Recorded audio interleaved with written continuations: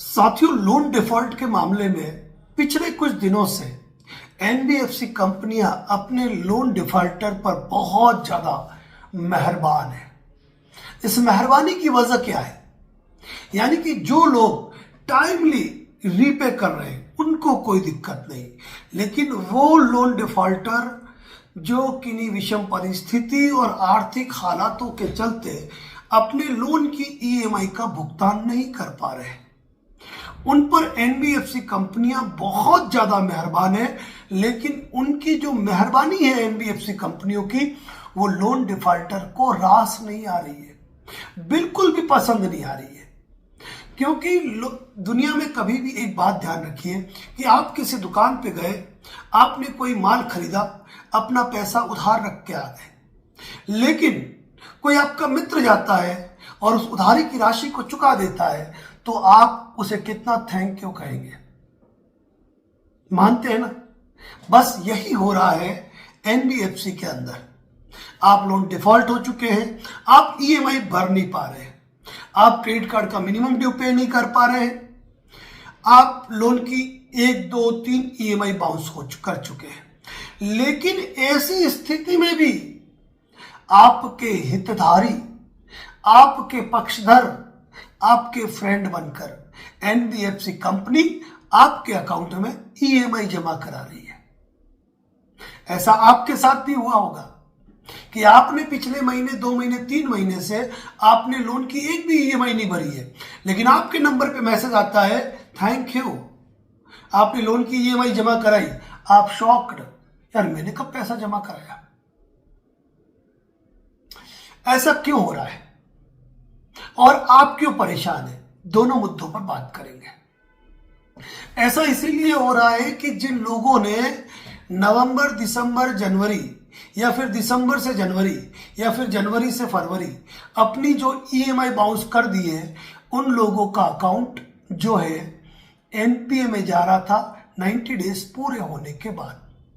और यदि आपका अकाउंट एनपीए में जाता तो ऐसी स्थिति में जो एनबीएफसी कंपनियां हैं उनको लॉसेस होते, एनपीए में जाता तो लोन बाद में राइट ऑफ भी होता। अब अपनी क्रेडिबिलिटी को बनाए रखने के लिए पहले तो उन्होंने हर संभव कोशिश कर ली कि आपसे पेमेंट की रिकवरी हो, लेकिन आपके पास तो फूटी कौड़ी नहीं है, कैसे चुकाओगे? तो ऐसी स्थिति में जब आपका लोन एनपीए की तरफ जा रहा है ना, तब उन्होंने आपके खाते में एक ईएमआई जमा करा दी। अब थोड़ा सा मुझे इस चीज पे अब डाउट होने लगा है कि ये रिकवरी एजेंट जमा करवा रहे हैं या खुद एनबीएफसी कंपनी जमा करवा रही है। रिकवरी एजेंट के ऊपर इतना प्रेशर होता है कि अगर उसने 100 फाइलें ली है और उसने 90 फाइलें निपटाई है, अपने टारगेट तक पहुंचने के लिए, अपनी सैलरी को बढ़ाने के लिए, अपने इंसेंटिव कमीशन को गेन करने के लिए यदि कुछ कम पड़ रहा है तो छोटी मोटी ईएमआई किसकी है वो एडजस्ट करके पे कर देते हैं। लेकिन कहीं कहीं पर तो बिना रिकवरी एजेंट के आए, बिना कोई तनाव लिए सीधे के सीधे ईएमआई जमा हो रही है, मालूम ही नहीं पड़ रहा है ईएमआई कौन जमा करवा रहा है। ऐसी स्थिति में हमारे कई साथियों द्वारा कंपनी की मेल आईडी पर अपना नाम, अपना लोन अकाउंट नंबर लिखकर उनसे सवाल पूछा गया कि मेरे द्वारा मेरे अकाउंट में ईएमआई जमा नहीं करवाई गई है, ये ईएमआई किसने जमा कराई, राशि किसने जमा कराई, मुझे सूचना दे। लेकिन कंपनी भी अनभिज्ञता जाहिर कर देती है, भाई हमें नहीं पता, आपने ही जमा कराई होगी। अपनी मां को डाकन कौन कहे? अपनी मां को डाकन कौन कहे? जमा तो एनबीएफसी कंपनी की तरफ से हुई है, चाहे उनके रिकवरी एजेंट ने कराई हो, कलेक्शन मैनेजर ने कराई हो, या खुद एनबीएफसी ने ही क्यों नहीं कर दी हो, लेकिन उनके पास सीधा सा जवाब होता है, वी डोंट नो, हम नहीं जानते। अब लोन डिफॉल्टर भी इस मेहरबानी से परेशान है। भले तुमने जमा करा दी, लेकिन मेरे लिए तो दिक्कत खड़ी होगी ना भाई। अगर मेरा लोन जनवरी में पूरी तरह एनपीए हो जाता, फरवरी में पूरी तरह एनपीए हो जाता, तो आप मार्च में मुझसे सेटलमेंट कर लेते। यानी कि अब तो मुझे जून तक का इंतजार करना पड़ेगा, क्योंकि क्वार्टर में आपके विशेष रूप से पसीने छूटते हैं। तो ऐसी कंडीशन में एनबीएफसी कंपनियां भले ही मेहरबान है, लेकिन लोन डिफॉल्टर परेशान है। लेकिन ऐसी स्थिति के अंदर मैं आपको सबसे बड़ी बात एक गुरु मंत्र देना चाहता हूं। यदि आपकी कोई ईएमआई बाउंस है और यदि आपको मैसेज आ गया है कि आपकी ईएमआई जमा करवा दी है, तो तुरंत अपने ईमेल पे अपने घर पे आई हुई रजिस्टर्ड पोस्ट को देखिए, क्या उस महीने में आपको सेक्शन 25 का नोटिस तो नहीं आया? आया है? बहुत बढ़िया। एक रिप्लाई दे दीजिए सेक्शन 25 का। जिन एडवोकेट ने भेजा उनको 2 लिखकर एडवोकेट का नाम, नंबर 2 पे कंपनी का नाम, कि आपके द्वारा मुझे जनवरी महीने की ईएमआई बाउंस का नोटिस दिया गया था और मुझे नोटिस देकर सेक्शन 25 के कार्रवाई की बात की गई थी।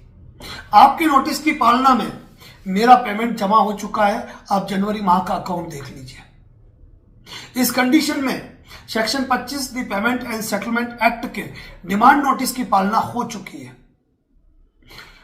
मामला आपने कोर्ट में संस्थित किया है या नहीं किया मुझे जानकारी नहीं, लेकिन अगर किया है तो उसको विड्रॉल करें और सेक्शन 25 की कोई कार्रवाई नहीं करें, अन्यथा कानून का उल्लंघन माना जाएगा।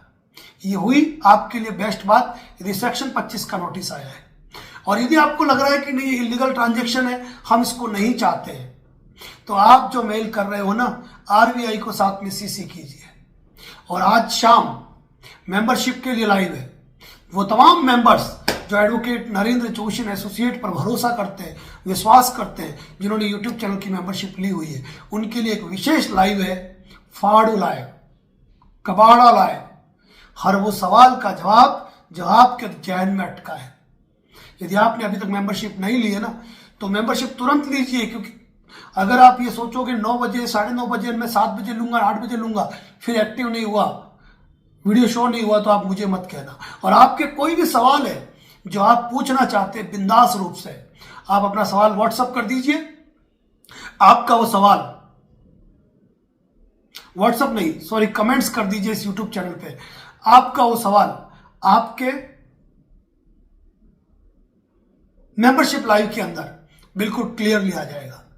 साथियों, एडवोकेट नरेंद्र जोशी एसोसिएट द्वारा पूरी कोशिश की जाती है कि अपने सामान्य वीडियो भी और लाइव वीडियो में भी वह यूनिक बातें आपके सामने रखें। आज लाइव मेंबरशिप के लिए है और रविवार तो आप जानते हैं पूरी सबके लिए खुला है, जो भी जुड़ना चाहे। और सेक्शन 25 की ट्रायल पे बात करेंगे हम रविवार लाइव में। और आज का दिन स्पेशल फॉर मेंबर्स, जो मेंबर्स नहीं है वो जुड़ जाए, मेंबरशिप का पैसा वसूल है, इसकी गारंटी देता हूं। इसी के साथ थैंक यू सो मच। यही प्रेम मोहब्बत बनाए रखें। Thank you.